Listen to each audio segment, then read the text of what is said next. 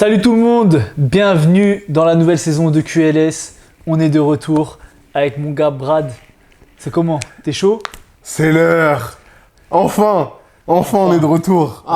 Quel plaisir. Moins de 2 semaines de la reprise de la saison de l'Euroleague. Quel plaisir. Le jour de la reprise de la saison de R2 puisque nous sommes tous les deux descendus. Parlons du vrai basket. Voilà. Celui qui est intéressant, celui qui nous intéresse. Mais sachez que pendant la saison, nous allons donc nous jouer Bien sûr. et nous verrons ce qui se passe.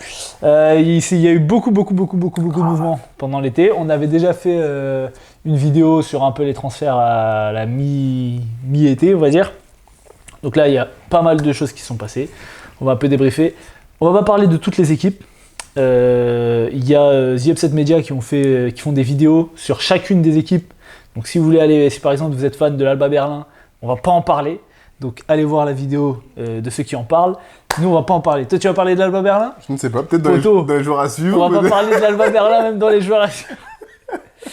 Donc voilà. Écoute. T'as un dégradé, hein. Un des gros loups. Donc on est parti. On va commencer.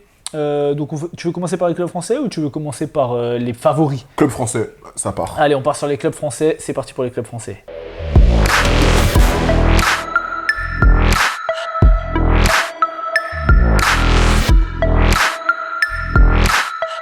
Alors, cette saison, il y a 3 clubs français. Ouais. Putain, on va avoir des choses à dire. Hein. Oh, on va avoir des choses. Normalement, on va avoir des choses à dire. Je pense 2 clubs sur 3. Wow. Ah ouais, toi, tu les mets direct au-dessus. 2 clubs sur 3. C'est pas parce qu'on est parisien que ça y est. 2 clubs sur 3. Enfin, Mais... parisien, t'as jamais été parisien. Mais respecte, mon gars. 75. Bref, donc du coup, oui, le Paris Basketball, l'Asvel qui a maintenu sa place grâce à sa licence, et Monaco qui va essayer de réatteindre le Final Four cette saison. On commence par le petit nouveau. Allez, c'est au parti. nouveau, au Paris Basket. Yes. Donc le Paris Basket, vainqueur de l'Eurocup l'année dernière, qui a dominé l'Eurocup, qui a perdu, je crois, qu'un seul match sur l'Eurocup. Qui a fait un recrutement que j'ai trouvé intéressant. Oui. Qui a récupéré Kevarius Hayes, le pivot du Žalgiris, qui a un pivot pas hyper technique, mais qui va apporter de la dissuasion en défense, qui va être une menace sur alley-oop, qui est capable de mettre des petits tirs à mi-distance, des petits hooks, mais tranquille, quoi. C'est mieux que ce qu'ils avaient. Sachant que Leon Kratzer, c'est un pivot qui va être surtout physique, mais qui va être un peu moins technique et un peu moins capable de servir de ses mains. Et une moins bonne dissuasion aussi, je pense, en défense, et moins de verticalité que Kevarius Hayes. Ils ont récupéré Yacouba Ouattara, un joueur d'expérience sur une grosse équipe d'Euroleague, qui va leur faire beaucoup de bien, défensivement et même offensivement. Je pense qu'il va pouvoir apporter. Sur un poste ultra intéressant, donc sur le poste 2-3, sur le poste 3, je pense. Ouais. Donc non, ça va leur faire du bien. On est dans le Paris Basket. Moi, j'attends beaucoup de voir la saison de TJ Short. Ouais, mais ça, moi, c'était dans mes trucs après, hein, mais vas-y, si tu veux parler de TJ Short. Parce que moi, je l'ai pas après, donc je voulais en parler. Ok. Je voulais en parler là, même si j'ai eu longtemps hésité. J'aurai un autre joueur à suivre après. Mais TJ Short, parce que la saison qu'il fait l'année dernière, il a détruit la proie, la Jeep Elite. Il a été très fort. Il a été tout autant en Eurocup. MVP d'Eurocup. Et donc, exactement, MVP d'Eurocup. Donc j'ai hâte de le voir à cette échelle-là, à ce niveau. Attends, je crois qu'il est MVP de Betclic aussi. Hein. Je crois qu'il prend les deux. Non, Je sais plus s'il est MVP de Betclic, mais je crois que Mike James, c'est pas MVP de Betclic. Je crois que Mike James, c'est que MVP d'Euroleague. Et il doit être MVP des finales. Non, je crois que c'est même Elio Kobo qui a eu MVP des finales. Ou non, c'était Mike James, je sais plus. Bref, on regarde pas trop la Pro A, je t'avoue. Mais je crois que c'est Eurocup. MVP de Betclic Elite. Ouais, tu vois. TJ Short. Ok, double MVP. Donc il a fait une grosse très bonne saison. Et en fait, j'ai hâte de voir à ce niveau-là parce que c'est pas un meneur de très grande taille. Non, c'est sûr. Donc attaquer ses défenses. Après, il a toute la technique pour le faire. Okay. C'est pas un fort shooter à 3 points. Et c'est pas un fort shooter, donc c'est un mec qui va au contact, qui pénètre beaucoup, très fort sur sa main gauche. Donc j'attends de voir. Franchement, j'attends de voir. Pour l'instant, ce qu'on a vu sur les matchs amicaux, alors ils sont frottés que aux partisans comme équipe Euroleague, il a pas eu de difficulté. Hein. Pour jouer son jeu, ça a toujours été le meilleur scoreur, la meilleure éval de l'équipe, etc. Tu connais mon après, non, mais peut-être qu'il va faire des stats similaires dans une équipe qui perd. L'année dernière, il faisait ça dans une équipe qui gagne, il a été MVP. Moi, je pense qu'au niveau statistique, il n'y aura pas de baisse significative. Après, il y a d'autres joueurs, on n'en a pas parlé du coup, qui sont arrivés aussi. Oui. Il y a Maodolo, qui est... Alors, je sais pas ce que tu en penses, toi, de Maodolo, de l'arrivée de Maodolo. Je pense qu'on l'a vu là pendant l'année dernière à la Coupe du Monde, c'est la Coupe du Monde, il était en difficulté. il était en difficulté l'année sur, dernière. sur les phases éliminatoires. Sur les poules, il était fort. Oui, mais sur les phases éliminatoires, quand ça a compté, il était en difficulté, peu d'adresse. Après, le coach ne le mettait pas non plus, je pense, dans les meilleures conditions. Et là, il fait pas des JO de ouf. Hein. J'allais venir dans la continuité de ça sur les JO, je l'ai pas trouvé exceptionnel.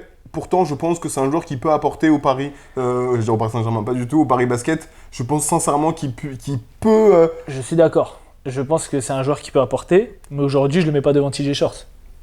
Mais est-ce que c'est ce que tu recherches en le signant? Bah, c'est un mec qui est international, qui est champion du monde, qui a de l'expérience Euroleague, qui a fait une grosse saison avec l'Alba Berlin, qui a fait une moins bonne saison avec Milan. Tu peux te dire, TJ Shorts n'a jamais joué à ce niveau-là. Bon, bah, TJ Shorts, on va le décaler sur le banc, etc. En tout cas, moi, je pense que Maudolo, et je suis dans le truc, vu que j'ai pris un abonnement au Paris Basket, je suis adhérent cette année, donc je vais aller dans le COP supporter. Et ils en parlaient avant qu'il soit signé. Je trouve qu'il y a beaucoup d'enthousiasme, en tout cas chez les supporters du Paris Basket, un peu moins depuis qu'ils l'ont vu jouer, mais avant sa signature. Et bon, Maudolo, c'était pas non plus pour moi un top meneur d'Euroleague. Même si Paris n'a pas les moyens aujourd'hui de récupérer un top meneur. Je trouve que c'est une bonne recrue. C'est une bonne recrue. Mais je n'en attends pas monts et merveilles. On est d'accord. J'attends que ça soit un backup plus solide que Mediane Guama, qui était sérieux l'année dernière aussi. Mais pour l'Euroleague, ça aurait peut-être été un peu short. Mais du coup, je pense que ça peut être un bon backup. Voilà. Mais je n'attends pas à ce qu'il révolutionne, surtout que sur le poste 1-2, bah, c'est là où il y a les deux meilleurs joueurs de Paris. Mais est-ce que, de façon globale, est-ce que tu attends du Paris Basket de révolutionner l'Euroleague là tout de suite? Non. Non. Ils font leur rentrée. Non, mais c'est pour ça que je dis c'est une bonne recrue. Donc voilà. Mais je tiens juste à dire, parce que les échos que j'en ai, etc., c'est que, en gros, on a signé Maudolo dinguerie, genre. T'as pas signé Lorenzo Brown, quoi. Voilà. C'est Maudolo. C'est Maudolo, t'as pas signé Keenan Evans, Exactement. t'as pas signé... Bon, après, il y a d'autres joueurs qui sont intouchables, comme Pazzo, etc., mais voilà. Donc, c'est une bonne recrue pour le Paris Basket. Pour le Paris Basket, c'est une bonne recrue. Également, ils ont signé Dalton Holmes, qui est déjà blessé, qui jouait la dernière fois en Euroleague il y a 2 ans avec Baskonia. Et ils ont récupéré Léopold Cavalière, que je ne connais pas plus que ça, qui est un poste 3-4. Je vais t'en dire plus, parce que quand j'ai voulu chercher, ça m'a dit il n'existe pas. Ah, okay. Bah oui, en Euroleague, ça n'existe pas. Faut regarder sur les autres sites. Sur Real Gem. Tu connais. Ouais. Donc voilà pour le Paris Basket. On fera les power rankings un peu à la fin. Oui. On peut parler de l'Asvel du coup.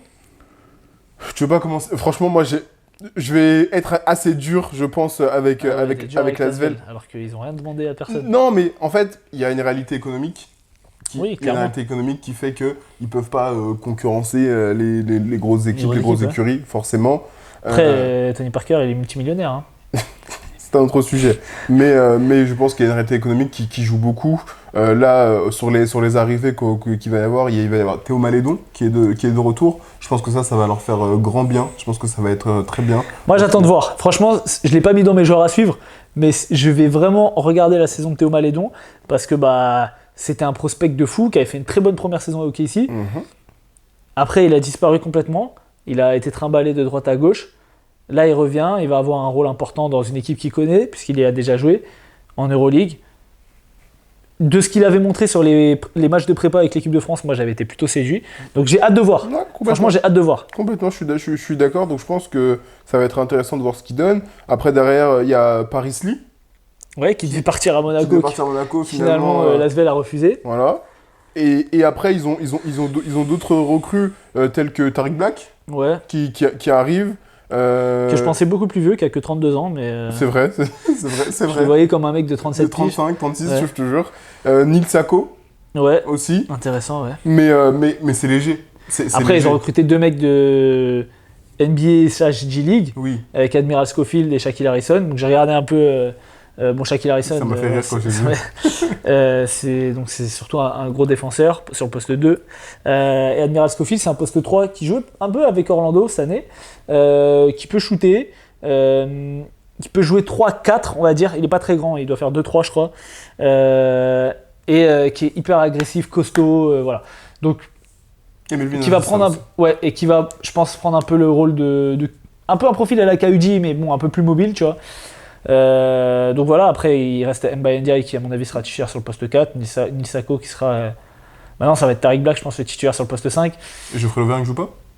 Ah oui, mais Geoffrey Lauvergne il va jouer 4. Ah bah non, alors Geoffrey Lauvergne on poste 5. Oui, il y a Geoffrey Lauvergne. Oui, oui, du coup non, Tariq Black sera backup. Ok, ça me rassure. Parce que j'allais dire, on n'était pas fan de Youssouf Afal. Mais c'était quand même plus fort que, C'est plus grand surtout que aussi. Tariq Black, je pense. Et Melvin Agassa, j'aime bien. J'aime beaucoup ça parce que Ouais. il a Il déjà- faudra qu'il joue. Il faudra qu'il joue. Parce qu'il y a Nando sur le banc.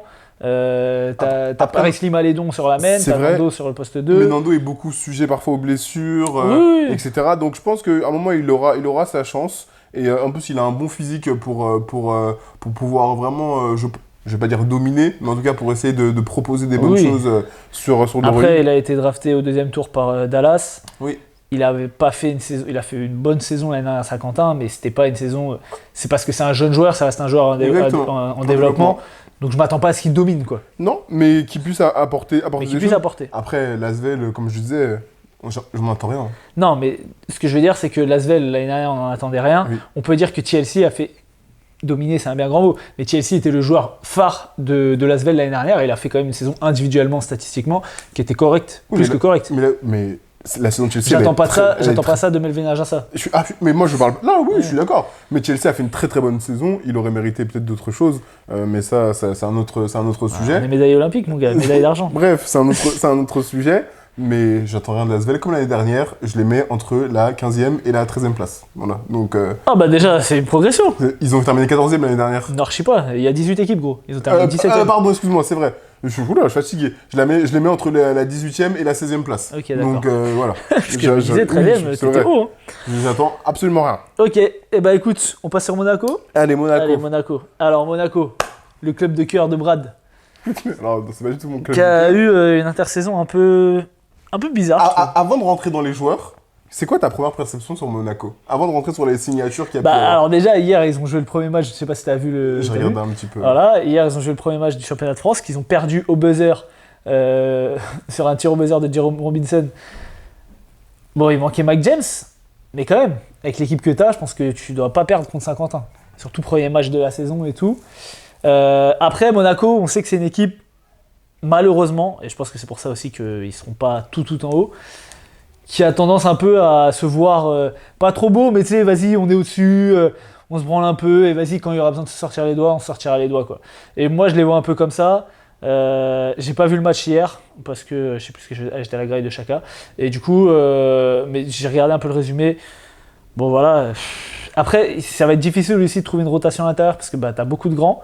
Surtout en betkick où tu fais jouer un peu Pet Corneli, donc t'as Moté Younas, t'as Papayanis qui fait un bon match hier, t'as Mam Jaité, et donc t'as perdu John Brown, t'as une nouvelle recrue, la Vito Brown, t'as remplacé Brown par Brown, qui a l'air intéressant, qui est pour moi c'est un 3-4, plus qu'un vrai 4, il est pas très grand, il fait 2-3, mais qui est un fort shooter à 3 points, plus de 40% l'année dernière.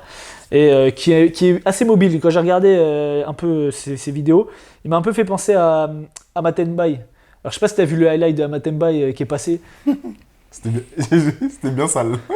Putain, alors je regardais pas trop l'Euroleague à l'époque, Le handball. je le voyais pas faire ça en équipe de France. Ouais, mais Mais putain, on te dit, c'est question de rôle. Tu Non, vas pas mais comprendre. gros. Après, Amatembaï de 2019, si je dis pas de bêtises, il est trop fort, hein. ouais, mais moi même quand je le voyais jouer à l'EFS, Il est il trop était fort. pas dans ce rôle-là. Là, de ce que je vois ce qu'il fait au CSK, poteau, Ah, c'est opportunité et c'est rôle. démarre de Rosanne entre guillemets. Oui, je mets des crosses, des fédéos et des trucs et tout. Opportunité, rôle. Donc Vito Brown est un peu, enfin sur les vidéos que j'ai vues, m'a un peu fait penser à ça. Je sais pas à quel degré d'efficacité il va le faire sur une équipe comme Monaco, mais voilà, donc c'est un peu le poste 3-4 dont on parlait. Tu perds John Brown, je pense que ça va être très très dur à combler, et je sais pas qui va combler. Alors peut-être que Blossom Game va réussir, mais ça va être compliqué. Ma perception de Monaco, c'est que je pense qu'ils vont être au-dessus en championnat de France comme d'hab. Je pense qu'en Euroleague, ça va être un peu compliqué. Je pense que ça va dépendre de Mike James, est-ce qu'il va jouer déjà?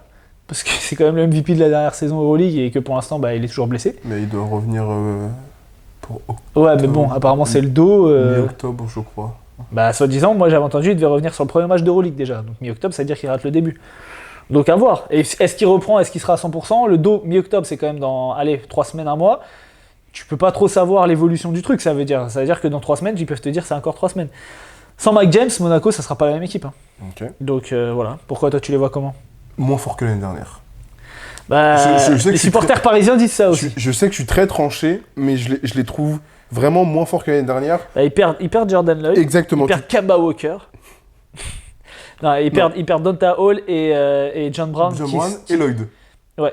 Et c'est vrai que c'est 3 joueurs hyper importants Alors, qui ont été remplacés. Lloyd, numériquement, tu l'as remplacé entre guillemets. T'as du Korkmaz. Je pense que Korkmaz va faire vraiment grand bien sur de l'Euroleague. Tu vas peut-être faire pouvoir jouer un peu plus Terry Tarpé, etc. Ouais, Donc, après tu l'as remplacé aussi par Calates. Et Même si Calates. c'est pas les mêmes postes. Exactement. Mais tu vas décaler McGinn sur le poste 2. Tout à fait. Donc numériquement, tu l'as remplacé. Tu l'as remplacé. Par contre, Donta Hall et John Brown. À Donta Hall, j'ai hâte de voir Papagiannis parce que autant j'ai aimé certaines choses qu'il a fait au Fener, autant sur les playoffs il a été nul, et avec la Grèce il a été nul quand il y avait lui sur le terrain et quand il y avait Mitoglou sur le terrain, tu voyais la différence directement. Mitoglou, il a tellement voilà. Donc froissé franchement, Papagiannis, surtout qu'il y a beaucoup de concurrence sur le poste intérieur. Ouais. J'attends de voir, mais c'est sûr que Donta Hall, sur la fin de saison dernière, il était monstrueux, il avait une relation avec Eli Okobo qui était clean. J'attends de voir. Et John Brown, j'en veux pas en parler, on en a déjà parlé toute la saison, on l'a mis de nombreuses fois dans nos 5, etc. Ils l'ont pas remplacé parce que Vito Brown, ok, on va voir, mais défensivement, déjà pour moi, John Brown c'était le défenseur de l'année dernière, donc c'est très très dur à remplacer. Donc c'est pour ça que je les trouve moins forts. J'attends de voir comment la saison elle se place. Après, ils ont ramené Johan Bégarin. Qui jouera pas. Très, très bien, je pense que sur l'Euroleague, on verra ce que ça donne. J'espère que Mathieu Strazel aura un peu plus de minutes parce qu'il l'a montré l'année dernière qu'il déjà il en méritait. Cet été, je vais pas vous dire à quel point il a montré que c'était ce joueur qui était capable de progresser. Il est en progression constante. Ça reste sur un jeune joueur, mais il a beaucoup appris. Ça fait maintenant 4 ans qu'il est à Monaco. Ou 5. Non, ça fait pas 4 ans. Ça fait combien de temps ? Ça doit faire 3 ans, je crois. C'est sa 3e saison à Monaco. Non, même pas. Mais non, mais... Il a fait doubler. Il a fait l'année où il gagne contre le Valois et l'année dernière, hier. Donc il a fait, et avant il était à l'Asvel. Donc là, ça fait sa 3e saison à Monaco. Parce qu'il est 4 fois champion au titre de France. Donc l'avant c'était l'Asvel. Et il était avec Eli Okobo à l'Asvel, etc. Qui avait battu Monaco. Il va sur sa 3e année. Ouais, c'est ça. Il va sur sa 3e année. Donc du coup, j'espère qu'il aura plus de minutes parce que l'année dernière, Kemba Walker qui lui a pris surtout qu'il a prolongé. Et il a prolongé. Il a prolongé 3 ans. Mais le fait qu'ils aient voulu signer Paris Lee. Alors je sais pas si c'était pour remplacer Mike James ou quoi, parce qu'ils avaient un truc sur la blessure. Le message est un peu bizarre, surtout qu'il a dit en interview que genre il était pas au courant, en gros. Donc écoute, nous Mathieu Strazel il a été assez, on l'a déjà dit, sympa pour faire une interview avec nous, allez la voir. Au-delà de ça, c'est... Non mais je veux dire, c'est un joueur qui mérite, qui charbonne, qui a eu toujours eu le bon état d'esprit. Maintenant, faut que ça paye, tu vois. Surtout quand t'as prolongé 3 ans, j'espère pour toi qu'ils vont pas te la mettre à l'envers. C'est ça, il mérite d'être sur le terrain. Il a montré, même pendant les Jeux Olympiques, sur le biggest stage, la plus grande scène. Au bout d'un moment... Ah bah s'il met pas son tir à 4 points... Alors on sait pas, mais même au-delà de ça, il a montré des défenses, il a montré qu'il est capable de tenir la balle. Il doit être sur le terrain. Donc, mais Monaco, cette année, je le trouve moins fort. Après, on verra ce que ça donne.